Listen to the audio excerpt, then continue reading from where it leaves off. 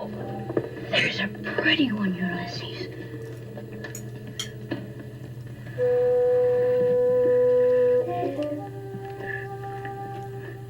There it is. Hello, BookTube. I'm Shawn. Welcome back to my channel, newly renamed Shawn Breathes Books. Here I am with a review of a wonderful Irish novel published in 2024 that I recently devoured and absolutely loved. It is called Wild Houses, and the author is Colin Barrett, who was actually born in Canada but grew up from about the age of 4 in Ireland to Irish-born parents, and has written, I think, at least 2 award-winning, very well-received short story collections, and Wild Houses is his first novel.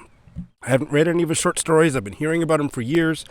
I borrowed the ebook and the audiobook from the library and fell so deeply into the audiobook that I never really looked at the ebook because I could follow it so closely just listening to the wonderful narration. Unfortunately, I can't remember the name of the audio narrator. I'll put it down below. There's only one audiobook version, so do that. If you like audiobooks, then you must experience this one on audio. The story is set in the west of Ireland, County Mayo. This was a very thrilling novel to read. It had me on the edge of my seat. If, unlike me, you give a damn about genre fiction, you might call it a literary thriller. I call it a really wonderfully written literary novel that has lots of suspense in it. Gorgeous on the sentence level. These sentences just jump off the page. They're just so gorgeous that you just want to roll them around in your mouth like a gumdrop. Some famous Czech writer said something like that about beautiful sentences. Bohumo Rabal. Colin Barrett's sentences are like that. The characters jump off the page and dance around. They don't just dance around, they frighten the pants off me because some of them are violent. This is about kind of countryside crime ring related to a bunch of drug dealers and stuff. Doesn't sound like a typical Shawn book, and I fell into this world and didn't shy away from any of the... It wasn't graphically violent, except for a page here and there, but there was such an ominous sense that violence could break out at any moment, and how that worked itself through the characters. So unlike crappy genre fiction, this literary novel really explored how violence and the fear of violence shows up in our bodies, manifests in our actions, and warps or certainly folds into the story we've been telling ourselves throughout our lives. Oh my goodness. So I think it's the opening scene, but fairly early in the novel, there is a fairly young man. I think he's about 30. His name is Dev.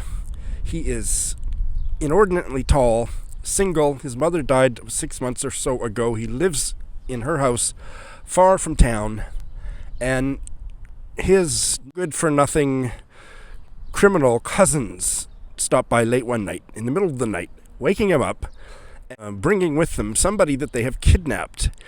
The boy that they've kidnapped, a teenager, maybe 17, his name is Doll, which is short for... what is it short for? It's not Randall, but it's some Irish name, and as a kid he couldn't pronounce it, so he called himself Doll, and it stuck, so Doll. And they've kidnapped this kid because his older brother, whose name is Killian, who's maybe around 30 or 25, I'm not sure. He is a small-town drug dealer, and he owes these bad guys, the cousins of Dev's, money. And so they've kidnapped, and he's been really slow at repaying the debt. I'll let you discover what the debt is related to drugs, and it's actually kind of funny why he owes them this money, if you can believe Killian's side of the story. But I'll let you discover all those details for yourself.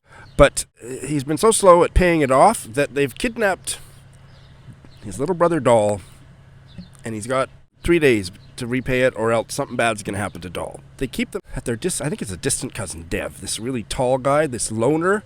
The portrait of Dev's character is so beautifully, painfully layered that I'll never forget him. I don't think I'll soon forget any of the characters here, but Dev, in a certain sense, is the main character.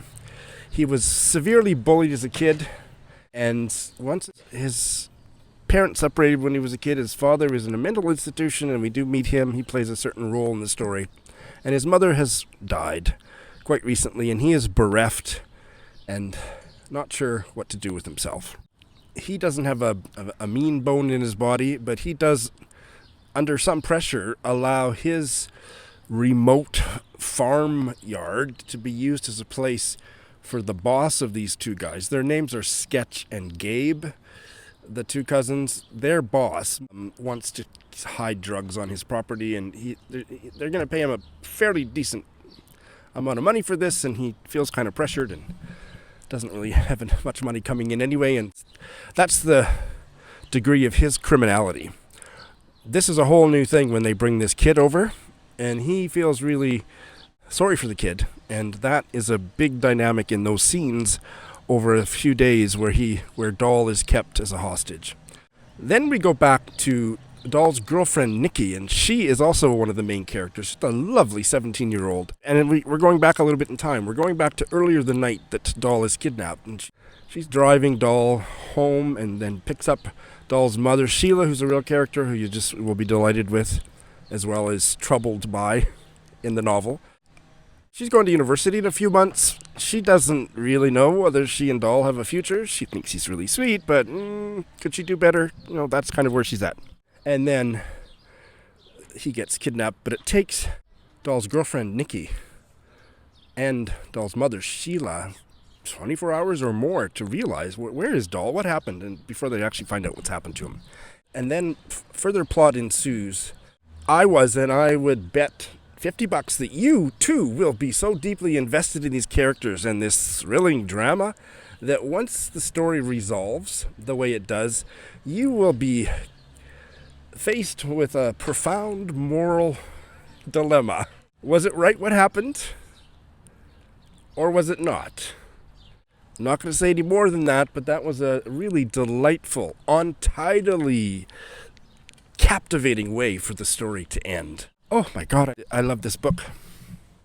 I would love to read a longer section to you to give you a sample of the writing, but I can't do an Irish accent, and it feels like it would be scandalous to read it in a Canadian accent. So preview the audio, but I am going to read you one short passage about the Ferdias. Those are the two ne'er-do-well criminal brothers, cousins of Dev, that do the kidnapping. The Ferdias had the unreliability, but also the dangerous decisiveness of creatures who did not understand their nature and did not care to understand it. You could never tell what lines they would elect to cross, what course of action they would follow through to the bitter end, because they did not know either. Perfect encapsulation of why reading this was so intense and with so much suspense on the edge of my seat. What's going to happen next? It felt like violence could break out at any time. All I'll say is it doesn't break out all that often, but yeah, there is violence in the story, but it's the violent aura, because these guys are so unpredictable. The last thing I'll say is the expository prose in this is absolutely delicious. It's as good a prose as I've read in any other book. He's just a masterful prose stylist. But the other really strong point that makes the characters live and breathe in a four-dimensional way is the dialogue. The dialogue here is just incredible. And I wish to hell this was my sentence. It's not my sentence. This is a sentence I found in Ron Charles of the Washington Post's review of this book. Barrett's dialogue, spiked with the timbre of Irish speech and shards of local slang, make these characters sound so close you'll be wiping their spittle off your face. I absolutely couldn't have said it better myself. I wish I had said that. But if none of the other stuff I told you about the book sold you, that must have.